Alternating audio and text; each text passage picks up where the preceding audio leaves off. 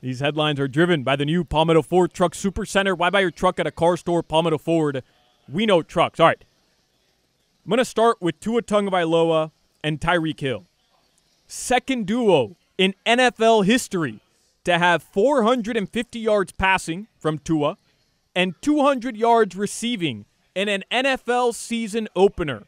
The only other duo, quarterback-wide receiver duo, to do that in 1994, Dan Marino throwing to Fryer.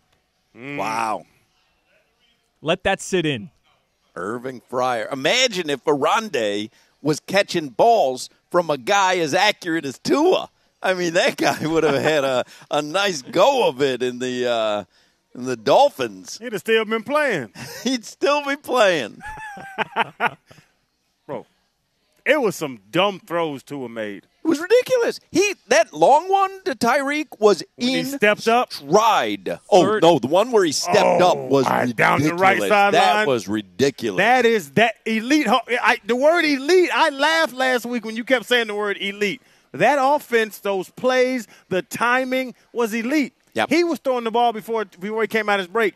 And how they were motioning Tyreek so nobody could press him. You can't touch him and let him get a full head of steam. No one can stop him. You can't cover Tyreek. Tyreek said 2,000 yards. He's a tenth of the way there, game one. And then the defense, I can see already what's going to happen all season long. Defense just going to take it out on River Craycraft. You're allowed to mug him. Because Tyreek is so good, no one can stop Tyreek. Defenses are allowed to mug River Craycraft. He's white, by the way. River dropped the touchdown. The two passes from Tua, to me, that stood out. The 3rd and 10 in the fourth quarter, the one you're talking about, where he steps up in the pocket, hits Tyreek Hill in stride. That pass was maybe the best throw I've ever seen him make until he threw the touchdown. And then how about in the third quarter? 3rd and 15, Dolphins down. He rolls out to his left, and he hits our guy Braxton Berrios on the sideline, a pinpoint pass for the first down. That was a great pass and a great catch. What about the 4th and 7, and you give it to Durham Smythe? Like, if I'm a defensive player, from my defensive mind frame, Hawk, I'm a defensive player, I'm not worried about Durham Smythe. Only guy I don't have to worry about. And he was the guy. They had a route behind him, and everybody's bailing. Just dump it to Durham Smythe. Durham Smythe gets a quick 12. The offensive game plan, the defense pissed me off. The offensive game plan was elite, and it looked special.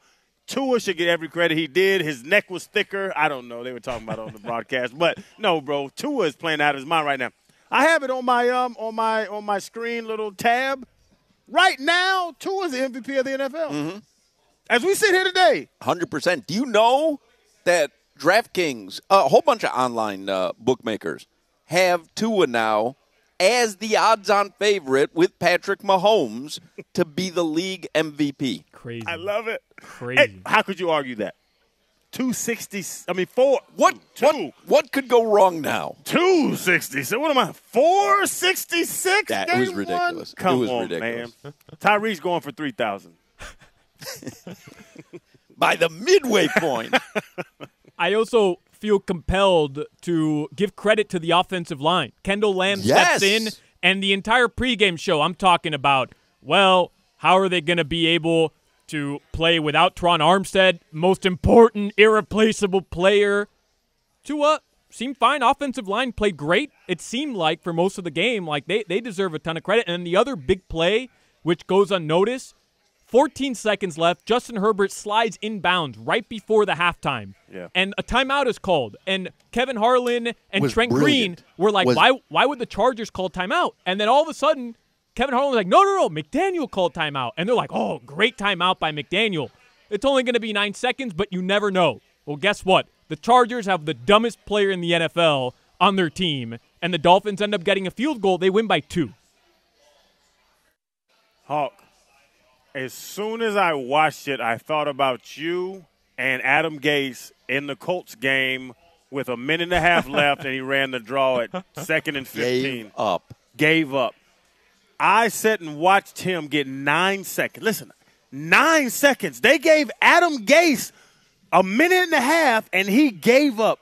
You give McDaniels 9 seconds, and he figures out a way to get a field goal out of that drive. But he went out of his way to get those 9 seconds. Instead of – because the Chargers, like Solana said, they were just going to run out the clock there, kick a field goal, and everyone was going to be happy. He found a way where he said, you know what? If I can get 9 seconds, we might be able to come out of here with 3. Mm-hmm. And it's exactly what happened. And, by the way, watching Ryan Tannehill yesterday, you now kind of understand why Adam Gase was content to run the ball there on 3rd and long. Now I completely understand that draw play. And also, watching yesterday, if you want to talk about former coaches, I mean, we were this close because of Brian Flores to not being able to enjoy what we just enjoyed yesterday because Flo, I don't care what Tua was going to do, was never a Tua guy, was always going to be looking to replace him, and he wouldn't have been the quarterback. It took Mike McDaniel to give us the guy who was worthy of the number 5 overall pick, a guy who was going to go number 1 overall before that injury. So thank you, Brian Flores, for getting out of here. Thank you, Brian Flores. Nothing, Hawk. Where would Tua be right now if Brian Flores didn't treat him like a first grader? Hit the bricks, Flo. Rename him Basura Flores because his ass let Baker Mayfield beat his team yesterday. Baker Mayfield beat Brian Flores' defense. I'm going to file a lawsuit against Brian Flores. Countersuit. I'm a Bucs fan now. Don't get too excited. Yeah, Baker was all right. He was all right. Okay, yes. Not elite. Didn't have to win. Over to the Miami Hurricanes. They beat Texas A&M 48-33. Watching that bozo on the sideline, Jimbo Fisher. I mean, I could just give me a still frame and give it to me for a couple hours because I could stare at it for hours. But how about this? That win puts Miami in the top 25. They're number 22. In the latest AP poll. But that was the most points Miami has scored against a ranked opponent since 2002. Wow. When the Canes beat Virginia Tech, they scored 56 points in that game. And Tyler Van Dyke becomes the first Miami Hurricanes quarterback in the history of this program to throw 5 touchdowns against a ranked opponent. Yeah, it was impressive. They looked good. They did. They looked good. I'll show a little love to my FIU Panthers. Got the big win, 46-39 against North Texas. You can show them love. That was an upset. Yeah. Like UF's win. UF beat McNeese State 49-7. Tough test for you. You play Tennessee, number 9, on Saturday. I believe the UF line. I was sitting at a bar watching the games without sound, and it was late. I think the UF line ended up being 45 or 46. And McNeese State scores this cheap old touchdown at the end that didn't matter to anyone but gamblers.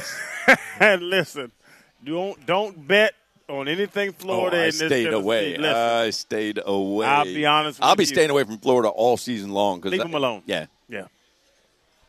Inter Miami, they did beat Sporting KC Messi-less 3-2. Leo Campana gets a brace. Facundo Farias, he scored the 3rd goal to put them up 3-1. Don't look now, but Inter Miami 6 points back of the playoff line. They have 2 games in hand on DC United, who sit in that final playoff spot. And the Marlins, big 2 of 3 they won in Philadelphia. They're still half a game back of the Arizona Diamondbacks, who did take 3 of 4 against Chicago, but very much in the thick of that wild card race. All right. Anything else? Your weather from the Demesman and Dover Law Firm. Call them 866-954-MORE. YourAccidentAttorneys.com. Who gives a bleep what the weather is? Football's back in Miami! Yeah! Talk about it! Oh, yeah!